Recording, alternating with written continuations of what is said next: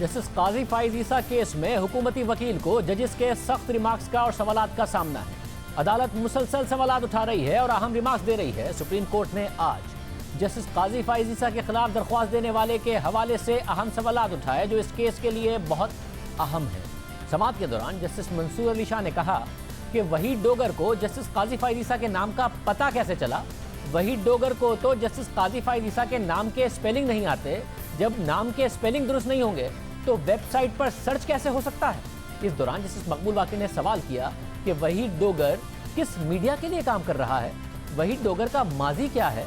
वहीद डोगर की दरख्वास्त पर बड़ी तेजी से काम का आगाज हो गया। क्या वहीद डोगर को गैब से मालूमात मिली। इस मुल्क में बहुत से काम गैब से होते हैं। बेंच के सरबराह जस्टिस उमर बंदियाल ने रिमार्क दिए कि हमें जज की बददियानती या करप्शन दिखाएं, ऐसा कुछ बताएं जिससे जुर्म सामने आए, कुछ ऐसा दिखाएं जिससे पता चले कि ये जायदाद जज साहिब ने खानदान के अफराद के नाम खरीदी। इस पर फरोग नसीम ने जवाब दिया कि जायदादों के बारे में लगाए गए इल्जामात की कोई तरदीद नहीं की गई। जस्टिस उमर बंदियाल ने कहा कि टैक्स रिटर्न जाहिर ना करने पर जज पर आर्टिकल 209 लागू नहीं होता। जस्टिस फाइज ईसा पर करप्शन या इख्तियारात के गलत इस्तेमाल का कोई इल्जाम नहीं। समाअत के दौरान जस्टिस मंसूर अली शाह ने सवाल उठाया कि क्या कानून के तहत जज साहिब मनी ट्रेल देने के पाबंद हैं। जज कहते हैं कि प्रॉपर्टीज का मुझसे नहीं मुतालिका लोगों से पूछें। आप कहते हैं कि जवाब जस्टिस काजी फाइज ईसा दें। फरोग नसीम ने समाअत के दौरान भारत की मिसाल दी और कहा कि भारत में जज की अहलिया और बच्चों के नाम असासे थे। तहकीकात शुरू हुई तो भारत के उस जज ने इस्तीफा दे दिया, जिस पर जस्टिस उमर बंदियाल ने कहा कि भारत के कानून को छोड़ें, पाकिस्तान के कानून की बात करें। कानून दिखा दें जिसके तहत जज को अपनी और खानदान के अफराद की जायदाद जाहिर करना जरूरी है। सेक्शन 5 के तहत जज के लिए ऐसी पाबंदी नहीं कि वो गैर मुल्की जायदाद जाहिर करे।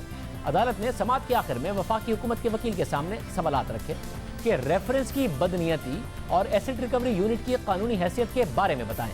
अगर सदारती रेफरेंस में नुक्स हैं तो क्या काउंसिल सुमोटो कार्रवाई कर सकती है। क्या जुडिशल काउंसिल सदारती रेफरेंस पे कार्रवाई की पाबंद है।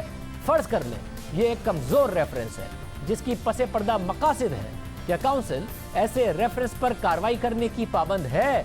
अदालती कार्रवाई कल तक फिर मुलतवी कर दी गई। आज की समाअत में जस्टिस काजी फाइज ईसा के खिलाफ शिकायत करने वाले हमीद डोगर का जिक्र होता रहा। इस हवाले से 29 मई को जस्टिस काजी फाइज ईसा ने अपनी दरख्वास्त में कुछ सवालात उठाए थे। उन्होंने लिखा था कि एक प्रॉक्सी की तलाश की गई ताकि वो हिस्से का काम करे।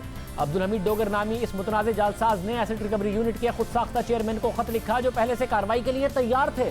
उन्होंने वजारत कानून से राब्ता किया, फौरी तौर पर प्रॉक्सी से राब्ता किया, मगर ये कैसे हुआ ये नहीं बताया गया और ये अब तक उसका सुराग नहीं लगाया जा सका क्योंकि अब्दुल हमीद डोगर ने अपने राब्ते का नंबर ही नहीं फराहम किया था। इसकी ज़रूरत भी नहीं थी क्योंकि दरख्वास्त देने वाला तो प्रॉक्सी था। जिसे काजी फाइज ईसा ने लिखा था कि मैंने कई बार हमीद डोगर के बारे में मालूमात चाही मगर मुझे नहीं बताया गया। मेरा सवाल है कि अब्दुल हमीद डोगर क्या करता है, कहाँ काम करता है, कितना कमाता है, ज़राया आमदनी क्या है, अपना इनकम टैक्स अदा क्यों नहीं करता, वो कहाँ रहता है, उसकी अहलिया और बच्चे क्या करते हैं, क्या उनके पासपोर्ट हैं और कहाँ का सफ़र किया है। जैसे काजी फाइज ईसा ने सवाल किया कि हमीद डोगर ने सहाफ़ी अहमद नूरानी के बारे में झूठ क्यों बोला, उसका हैंडलर कौन है, वो किसे रिपोर्ट करता है, वो मेरे खिलाफ प्रॉक्सी बनने के लिए तैयार क्यों हुए। जैसे काजी फाइज ईसा ने लिखा कि अब्दुल हमीद डोगर अपनी झूठी कहानियों के लिए मशहूर है। उसने 1 रुपए का इनकम टैक्स अदा नहीं किया, सरकारी तौर पर बहरूपिये के हवाले से कोई मालूमात फराहम नहीं की। ये लोग समझते हैं कि सुप्रीम कोर्ट और अवाम को जानने का हक हासिल नहीं। ये शख्स ताकत का नुमाइंदा है, उसे सामने लाया जाए ताकि वो रेफरेंस के स्क्रिप्ट ड्रामे में अपना किरदार अदा कर सके। ये सारे के सारे मामलात हुए। आज अदालत में भी सवाल उठाए गए। अब कल इस केस में समाअत होगी।